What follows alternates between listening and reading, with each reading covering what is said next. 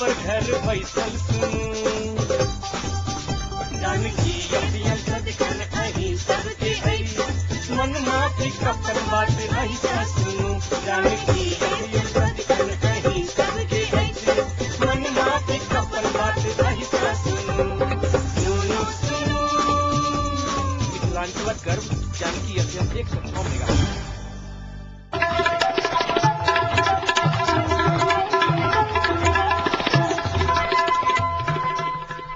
नमस्कार, जानकी एफएम 106 मेगाहर्जक जानकी समाचार में अपने के स्वागत है। जैसा सुनल जाओ समाचार। एक मुख्य समाचार।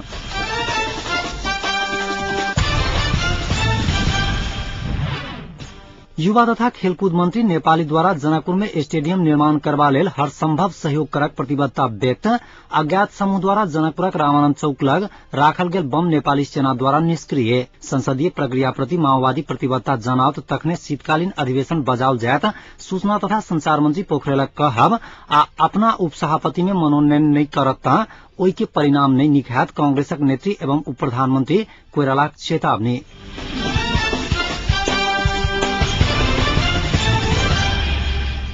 युवा तथा खेलकूद मंत्री गणेश नेपाली जनकपुर में स्टेडियम निर्माण करबा लेल हर संभव सहयोग करक प्रतिबद्धता व्यक्त कयलनि छ। क्षेत्रीय क्रिकेट कार्यालय के जनकपुर में आइ उद्घाटन करैत मंत्री नेपाली स्टेडियम निर्माण के लेल जमीनक उपलब्धताक संबंध में गृह कार्य शुरू करबा लेल आग्रह कयलनि छ। वर्तमान खेलकूद संबंधी समस्या स्थानीय स्तर आ सरकार के सझिया रूप से समाधान करबा पर ओ जोर देलनि छ। हालै निर्माण कयल गेल क्षेत्र नंबर 7 क्रिकेटक क्षेत्र में नेपालक अन्य क्षेत्र से सफल होक मंत्री नेपाली शुभकामना सेहो देलनि छ। नेपाल में विगत किछ दिन पहिने क्रिकेट के लेल 8टा क्षेत्र के निर्माण कयल गेल अछि, जाहि में जनकपुर 7 नंबर क्षेत्र में अछि। क्षेत्रीय क्रिकेट विकास समिति अध्यक्ष उत्तम कुमार कर्माचार्यक अध्यक्षता में संपन्न कार्यक्रम में खेलकूद विकास समिति धनुषा का अध्यक्ष धीरेन्द्र कुमार सिंह, मध्यमांचल खेलकूद विकास समिति का अध्यक्ष चंद्रभूषण मिश्र, धनुषा सहायक प्रमुख जिला अधिकारी खड़ग प्रसाद शर्मा, सशस्त्रक एसपी कविराज श्रेष्ठ सहितक व्यक्ति सब संबोधन कयने छलैथ। कार्यक्रम पश्चात पत्रकार सबसे बातचीत करैत माओवादी हट के कारण देश पैघ अनिश्चितता में फंसल अछि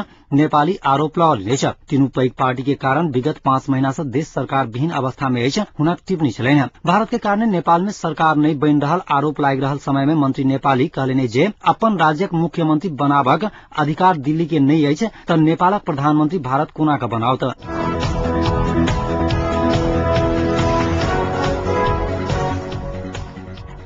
जनकपुरक रामानंद चौक स्थित अज्ञात समूह रखने सॉकेट बम के नेपाली सेना निष्क्रिय कयल गई। आई करीब 12 बजे दोपहर में जानकी मेडिकल कॉलेज के ओपीडी कार्यालय के बाहर शटर लग ओ बम एकटा झोरा में राखल अवस्था में बरामद भेल छल। बम के खबर पैबते सुरक्षाकर्मी ओहिठाम पहुंच बम शक्तिशाली रहल बतबैत सर्वसाधारण के बम से 150 मीटर दूरी पर रोक कर रखने छल। करीब बेरिया के 4 बजे दिस नेपाली सेना ओ बम के निष्क्रिय करय में सफल भेल बताओल गेल छ।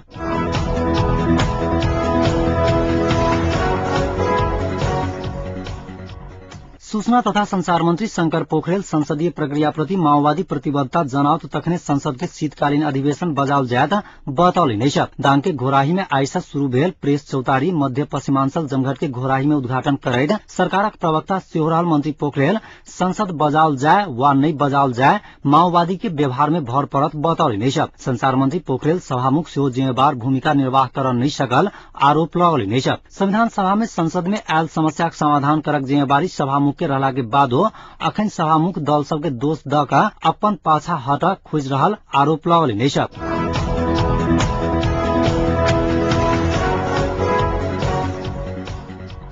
उप प्रधानमंत्री एवं कांग्रेस नेत्री सुजाता कोइराला नेता सब प्रतिबद्धता कहने अनुसार अपना के उपसभापति पद में मनोनयन नहीं करत ओई के परिणाम नहीं निखात चेतावनी देलनि छ। सुनसरीक रामनगर भुटहा में आई पत्रकार सबसे बातचीत करैत ओ केंद्रीय समितिक बैसार में पदाधिकारी मनोनयन के विषय में लंबा विमर्श भेला के बादो निष्कर्ष में पहुंच नहीं सकल बतौलिए छ। विमर्श कऽ सहमतिक आधार में पदाधिकारी मनोनयन नहीं कयल गेल त ओइसे दुर्घटना होबक चेतावनी देलिए छ। नेपाली कांग्रेस भीतर दूटा गुट रहल स्वीकार करैत ओ दुनू समूह के मिलाकर ल जनाई चुनौती नेतृत्व समक्ष रहल बतौलनि छ। मनोनयन में रुपया खेला रहल कहि पत्रकार सब द्वारा पूछल गेल प्रश्नक जवाब में ओ ई पुरान खेल भ गेल बतबैत एहि संबंधे प्रश्न नहीं करक लेल आग्रह कयने छलैथ।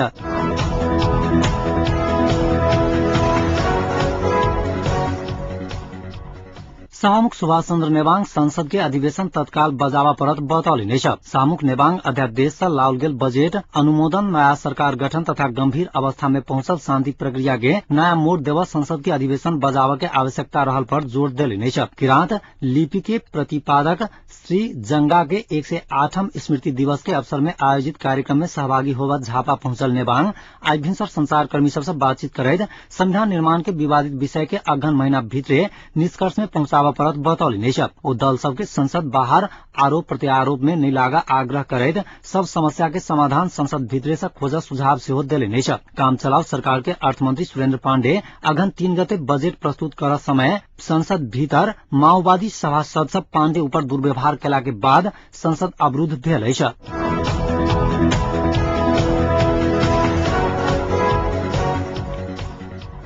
उपराष्ट्रपति परमानंद झा बाँकी 6 महीना के अवधि में नया संविधान लेखन कार्य पूरा होबाक विश्वास व्यक्त कैले नै छ। राजनैतिक दल सब बीच रहल विवाद सब समाधान तरफ उन्मुख रहला सँ अखने निराश होबा के आवश्यकता नहीं आयल हुनक कहब छलैन। झापा के दमक में आई संचारकर्मी सब संग बातचीत करैत उपराष्ट्रपति झा तोकले समय में संविधान जारी कर नागरिक के सकारात्मक दबाव के समेत आवश्यकता रहल बतौली नै छ। लंबा समय धरि देश अंतिम संविधान से मात्र संचालन होनाई फलदायी नहीं हैत उल्लेख करैत ओ जतेक जल्दी होए नया संविधान जारी कर परत में जोर देली नै छ। कारणवश तोकल समय में नया संविधान जारी होब नहीं सकत राजनीतिक सहमति के आधार में राष्ट्र संचालन हैत हुनक कहब छलैन। इलाम के लारुम्बा में होब लागल धार्मिक सभा में सहभागी होबाक क्रम में उपराष्ट्रपति झा झापा पहुंचल छथि।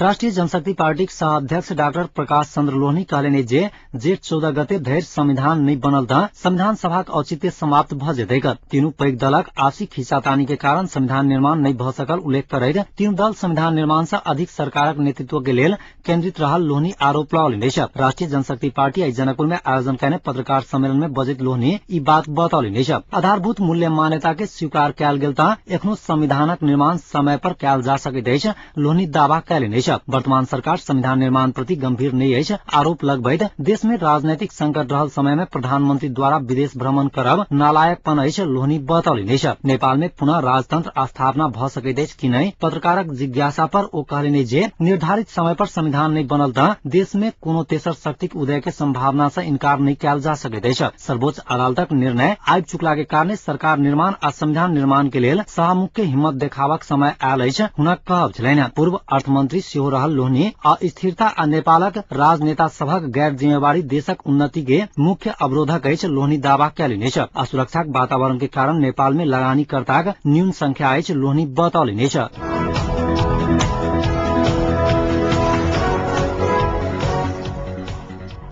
गायत्री परिवार जनकपुर आइसे जनकपुर में सप्ताहव्यापी विराट पुस्तक मेला के आयोजन कैल गई है। मेला में गायत्री परिवारक संस्थापक श्री राम शर्मा द्वारा लिखित अधिकांश पुस्तक प्रदर्शनी में राखल गेल है। संस्थापक शर्मा करीब 3200 पुस्तक लिखने छथि। जानकी मंदिर के प्रांगण में 26 गते धरि चलवाला एहि पुस्तक प्रदर्शनी के जिला प्रशासन कार्यालय धनसाक सहायक जिला अधिकारी खड्गराज शर्मा उद्घाटन कैने छथि। उद्घाटन कार्यक्रम में तराई मधेश लोकतांत्रिक पार्टी धनसाक सह संयोजक परमेश्वर शाह, नेपाली कांग्रेस धनसाक सचिव संतोष यादव, नेकपा संयुक्तक श्रीलाल महासेठ सहितक व्यक्ति सब के सहभागिता रहल छलैन।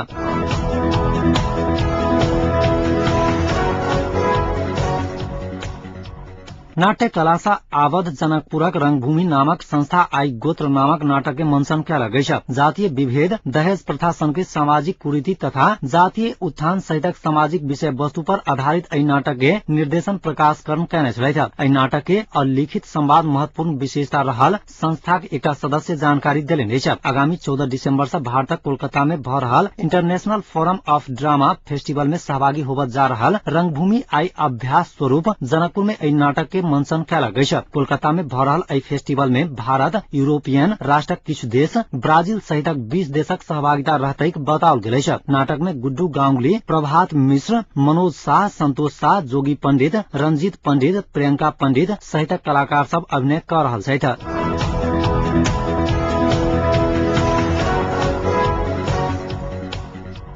सामाजिक सेवा क्षेत्र में कार्यरत जनकपुरक सामाजिक संस्था विश्व भारती फाउंडेशन आई विश्व भारती एकेडमी एवं हेल्थ केयर भवन की शिलान्यास कला गई। जनकपुरक लादोकुटी के नजदीक करीब 5 कट्ठा जमीन में निर्माण भ रहल फाउंडेशनक दुनू भवन के शिलान्यास संस्थाक सलाहकार एवं संरचना नेपालक अध्यक्ष अमर चंद्र अनिल कैलेने। एकेडमी गरीब तथा असहाय परिवारक धियापुता के कक्षा 1 से 10 धरि निःशुल्क शिक्षा देबाक उद्देश्य से निर्माण कयल जा रहल फाउंडेशनक एकटा सदस्य जानकारी देलेने। तहिना हेल्थ केयर के माध्यम से गरीब परिवार के निःशुल्क स्वास्थ्य सेवा प्रदान करक फाउंडेशनक लक्ष्य रहल बताओल गेल।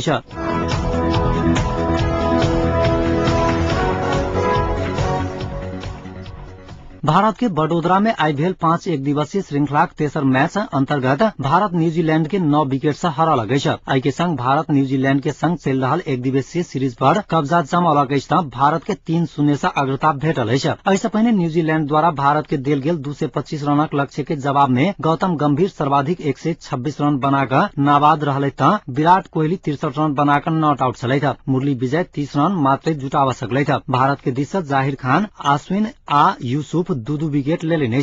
उमर न्यूजीलैंड टीमक फ्रैंकलिन 72 रनक योगदान देने छलै त बाकी बैट्समैन सब खासे किछ कर नहीं सकलै। न्यूजीलैंड टीमक एस्काट 22, मार्टिन 12, केन 21, आरएल टेलर 4, हॉपकिंस 6, मैकुलम 43 तथा के मिल्स 15 रन बनाकर आउट भेल छलै।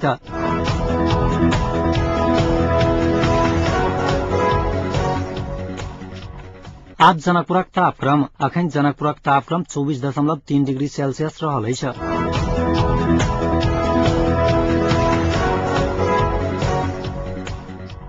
अंत में पुनः एक बेर मुख्य समाचार।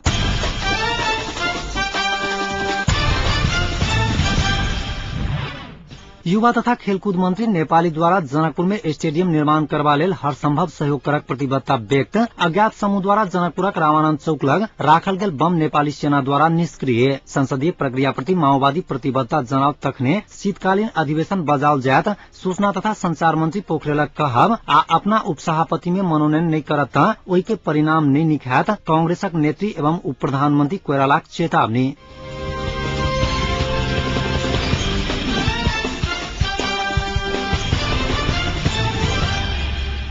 एखनुक समाचार एतै समाप्त होइत अछि। पुनः समाचार लग उपस्थित है। नमस्कार।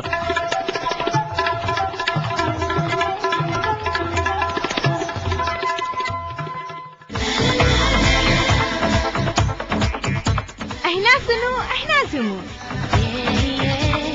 Janaki FM 106 megahertz.